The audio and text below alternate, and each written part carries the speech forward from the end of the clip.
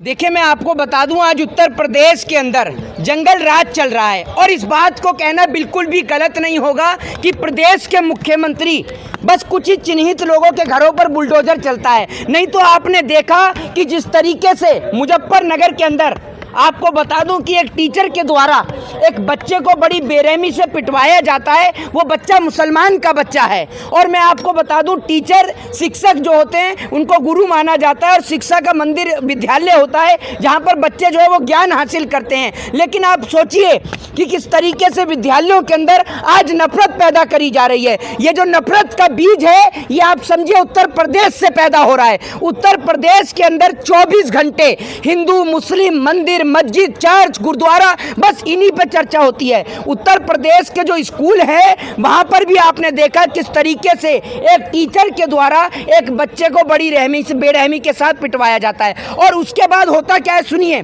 वो जो टीचर जो बच्चा जो है उसके पिताजी स्कूल से नाम कटवा लेते हैं। आप सोच कर देखिए, एक तो पिटाई हुई उनके बच्चे की और नाम भी वही कटवा रहे हैं अपने बच्चे का।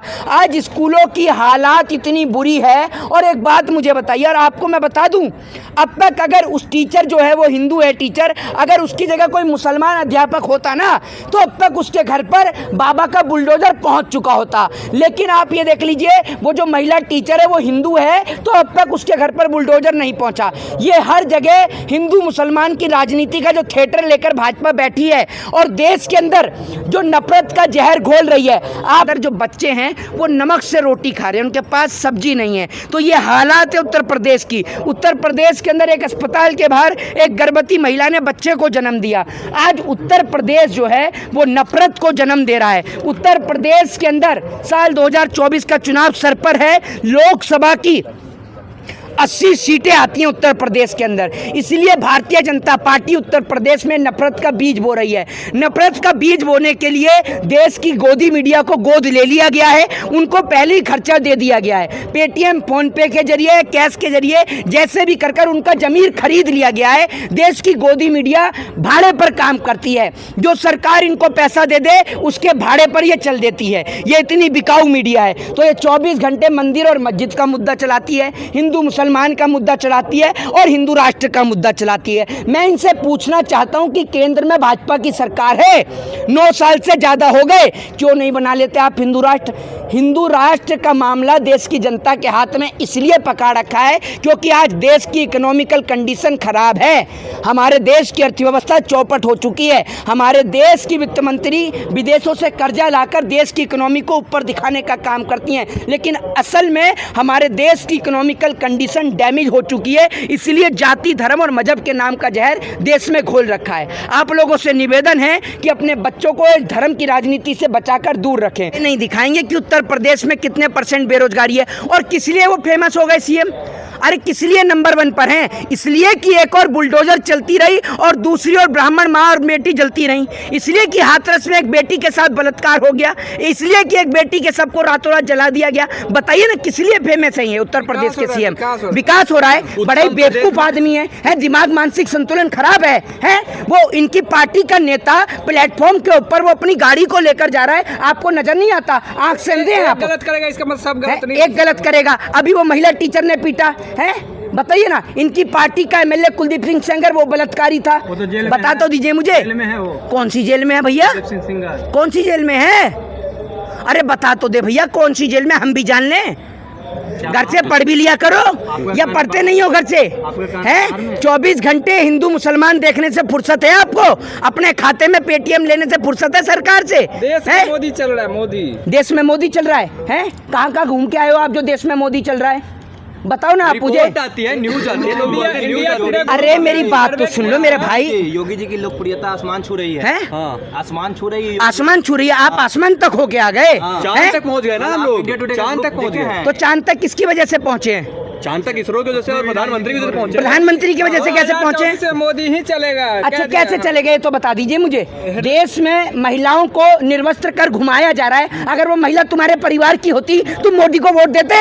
नहीं है, बताओ ना मुझे भाई। सर्वे कह रहा है। सर्वे कह रहा है। सर्वे को तो कल को ये कहेगा कि ये जो गोबर नहीं च्यवनप्राश से चाट लो तो चाट लोगे।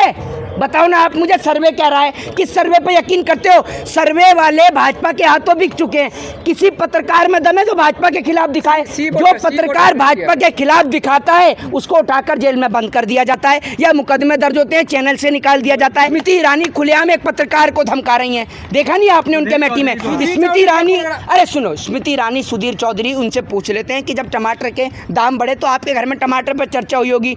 तो स्मृति ईरानी जवाब देती हैं सुधीर चौधरी को कि अगर मैं आपसे जेल के बारे में पूछूं फिर, और अगर वही पत्रकार हम जैसा कोई व्यक्ति होता ना तो स्मृति ईरानी को जवाब देता कि अगर आपको जेल के बारे में ही जानना है तो सबसे पहले आप देश के गृह मंत्री से जानिए, वो भी तो जेल के दर्शन करके आए हैं। तो जैसा दर्शन उनको लगा वैसा ही दर्शन सुधीर चौधरी को लगा, क्योंकि वो भी तड़ी पार थे और वो भी तड़ी पार थे, तो दोनों एक जैसे हैं ना। तो स्मृति ईरानी को जानना है तो गृह मंत्री से जान लें। और स्मृति ईरानी वो स्मृति ईरानी है जब गुजरात दंगा हुआ तो ये कहती हैं कि मोदी जी को मुख्यमंत्री पद से हटा दिया जाना चाहिए, नहीं तो मैं वाजपेयी जी की मूर्ति के सामने धरना प्रदर्शन करूंगी। अब आप देख लीजिए, उन्हीं की पार्टी से सांसद बन के बैठी हैं, तो भाजपा की बात का और गधे की लात का कोई भरोसा नहीं है। उन्हें क्लीन चिट मिल गई तब हो गई होंगी ना। अरे किसी के, अरे मेरी बात सुन लो, भाजपा की सरकार में भाजपा के एक नेता का नाम बताओ जिसको सजा हुई हो?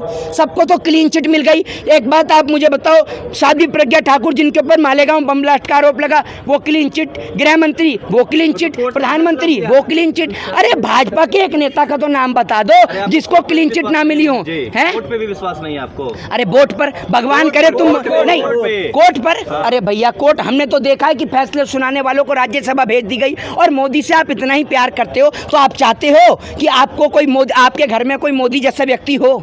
बताओ ना, मोदी के टक्कर में कोई नहीं है। एक बात मुझे बताओ, आप चाहते हो कि आपको मोदी जैसा जीजा मिले? बताओ ना मुझे। अरे उनकी छोड़ो, अपनी बताओ, आप चाहते हो आपको मोदी जैसा जीजा मिले? प्रधानमंत्री आप चाहते हो, अपनी बताओ। देश की पसंद, हम देश में नहीं रहते, हम विदेश में रहते हैं। 40 करोड़ जनता की बात है। 140 करोड़ जनता का तुमने ओपिनियन यहीं खड़े खड़े ले लिया? कह रहे हैं। हैं? कह रहे हैं।